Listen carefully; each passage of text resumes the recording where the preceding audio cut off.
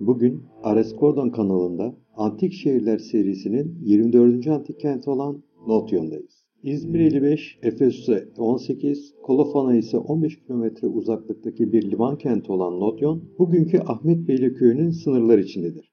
Notyon antik kentinde fazlaca bir kalıntı yoktur. Notyon ören yeri iyi bir şekilde korunmuş durumda da değildir. Günümüz köylüleri tarafından kale olarak adlandırılan Akropol, iki tepe üzerinde oturuyor ve kentin baş tanrıçası Athena Polias'a adanmış olan tapınak, Akropol'ün batı tepesi üzerinde denize tümüyle hakim bir konumda bulunuyor.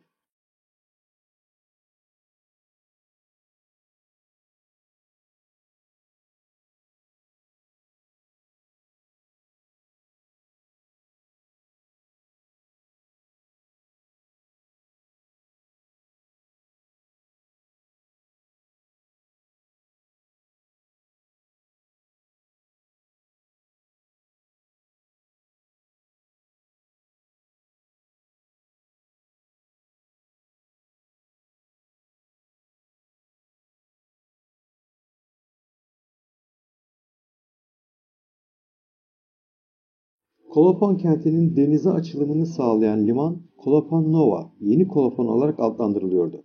Halkın adı bir Magnezya yazısından da anlaşıldığına göre deniz kenarındaki kolofonlar ya da Notyon'da oturan kolofonlar deniyordu. Notyon'da kolofon gibi Attika Delos Deniz Birliği üyesiydi ve yılda 3 talentum vergi ödüyordu.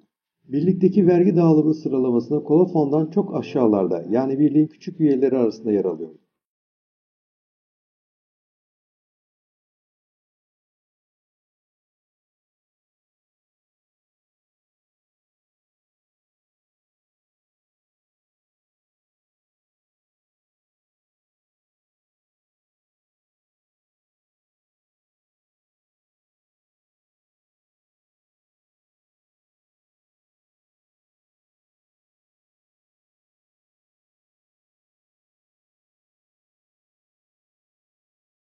Milattan önce 450 yılında Kolofon'da içinde yer aldığı Atina'ya karşı isyanda Atina yanlısı Kolofonlar kentten kaçarak Notyon'a sığınma isteminde bulunmuşlar ve istemleri kabul edilmiştir. Bu politik sığınmacılar daha sonra diğer İyon kentlerindeki Atina demokrasi yanlılarına çağrıda bulunarak demokratik bir merkez konumuna gelmiş olan Notyon'da toplanmayı önermişlerdir. Peloponnesos savaşlarını anlatan Thukydidias'e göre Sparta donanması M.Ö. 427 yılında Notyon açıklarına demir atar. Ardından Sparta donanmasını izleyen Atina donanmasının komutanı Pakes Notyon'a gelir. Bu sırada mersenerlerden, yani Hellen Parana askerlerden oluşan bir Pers garnizonu bulunuyordu. Bu garnizon olasılıkla Akropolis'in kuzeyinde Hristiyan mezarlığının olduğu tepededir. Zira bugün de burada 3 kule ve temeller ayaktadır. Atina komutanı Pakes kenti alır ve buraya bir grup Atinalıyı ve Kolofon'dan kaçıran Atina yanlılarını yerleştirir. Savaş sırasında Pakes, Notyon'u bir deniz üssü olarak kullanır. Savaşın uzaması üzerine Sparta, Perslerden Atina'ya karşı yardım ister ve karşında Hellen kentlerinin Pers egemenliğine verileceği önerisinde bulunur.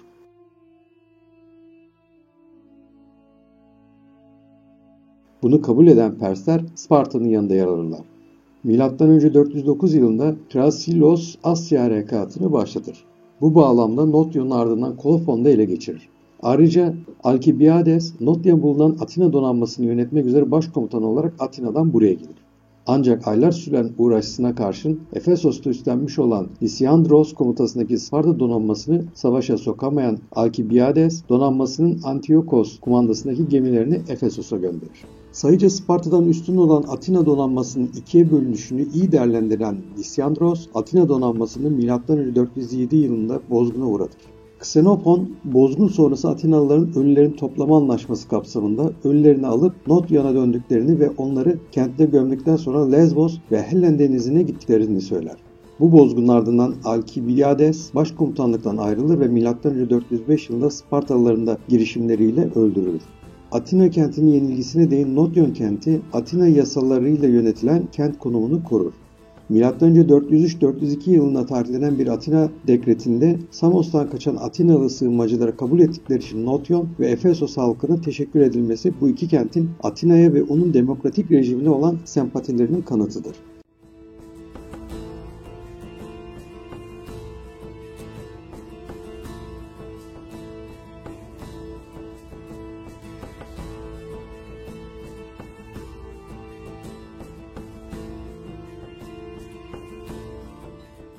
Notyon, M.Ö. 384 yılında yapılan Kral Barışı ya da Antalkidas Barışı'nın ardından Pers yönetimine girer ve bu tarihte Büyük İskender'in M.Ö. 330 yılında tüm kentleri özgürlüklerini iade edişine değin Pers yönetiminde kalır. M.Ö. 4. yüzyılın 3. çeyreği içinde Anadolu'ya İskender ile gelen özgürlük ve barış dönemi M.Ö. 323 yılında ölümüyle son bulur. Bu tarihten itibaren Anadolu'daki Hellen kentleri için kaotik bir dönem başlar. İskender'in generalleri arasında en güçlü konumda olan ve tek gözlü rakabıyla anılan Antigonos, M.Ö. 316 yılından itibaren Anadolu'da hakimiyeti eline alır. M.Ö. 311-306 yılları arasındaki dönemde Antigonos'un katkılarıyla Kolofon kentinde büyük bir yapılaşma dönemine girildiği ve büyük bir olasılıkla Notyon'un da yararlandığı bilinmektedir. Antigonos'un egemenliği İpsos Savaşı'na değin sürer ve M.Ö. 301 yılında bu savaşta ölür. İpsos Savaşı'nın ardından yapılan paylaşımda Seleukos Doğu Anadolu, Mezopotamya ve Suriye'yi, Kasandros Makedonya'yı, Lysimakos ise Toroslara kadar Anadolu'yu alır. Böylece Kolofon ve Notyon da içinde bulunduğu kentler Lysimakos'un yönetimine girer. Ancak M.Ö. 294 yılında Lysimakos'un Kolofon halkını Efesos'a sürmesi, bir liman kenti olan ve sürekli gelişim içinde olan Notyon'un daha da güçlenmesini sağlar. Bu tarihten itibaren Apollon Klarios kutsal alanında Kolofon Nova'ya bağlanır. Kent Kolofon'dan bağımsız ve özerktir. M.Ö. 3. yüzyılda Kolofon ve Notyon ortak vatandaşlık anlaşması yaparak politik bir birlik oluştururlar. Bu döneme tarihlerine yazıtlarda sıklıkla Notyon'da yaşayan Kolofonlu bireylerin adları geçmektedir. Bunlar olasılıkla Lysimakos'un Notyon'a yerleşmelerine izin verdiği bazı Kolofonlar olmalıdır.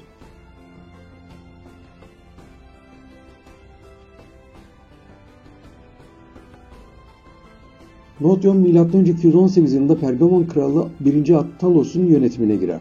M.Ö. 196 yılında Suriye kralı Antiochos yönetimine girse de M.Ö. 191 yılında tekrar Pergamon kralı olan Eumenes II'nin eline geçer. M.Ö. 188 yılında yapılan Apameia Barışı ile de Magnezya Savaşı'nda Roma ve müttefiklerinin yanında yer aldığı için Notyon'a özerk statüsü verilir. M.Ö. 133 yılında başlayan ayaklanma sırasında Aristonikos donanması ile Notyon'a gelir ve Akropol'ü ele geçirir. Daha sonra da Klaros kutsal alanı ve Kolofon'u zapt eder. Tüm bu olaylar sırasında Notyon sürekli olarak Roma'nın yanındadır. M.Ö. 129 yılında Notyon tüm Batı Anadolu kentleri gibi Romalıların Ön Asya'sına dahil edilir.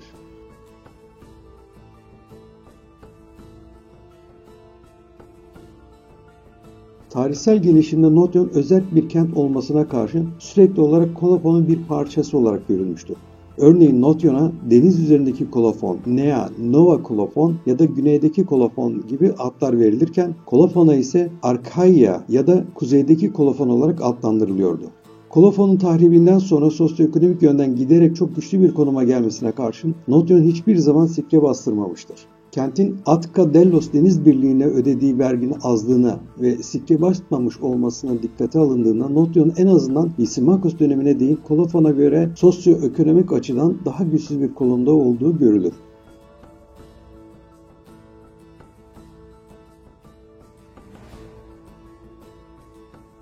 Kentin Akropolü'nde çevrelen 4 kilometre uzunluğundaki kare kulelerle desteklenen sur Hellenistik dönemde inşa edilmiş, Roma döneminde de onarım görmüştür. Kentin bugün için saptanmış olan ve ikisi de antik limana açılan kapılarından biri kuzeyde, diğeri de batıda yer alır. Ayrıca surun güneydoğu köşesinde bir de merdivenli giriş vardır. Roma döneminde kentin Akropol'ün kuzeyinde yer alan tepenin eteklerine doğru yayıldığı anlaşılmaktadır. Kentin Hadrianus döneminde de büyük imar çalışmaları içinde olduğu ve Athena Polias Tapınağı'nda bu dönemde inşa edildiği bilinmektedir. Helenistik tiyatronun da yine bu dönemde Roma tiyatrosuna dönüştürüldüğü sanılıyor. Hieroglif'e göre Notyon Bizans döneminde bir piskoposluk merkezi olmuş ve bu konumunu uzun süre korumuştur.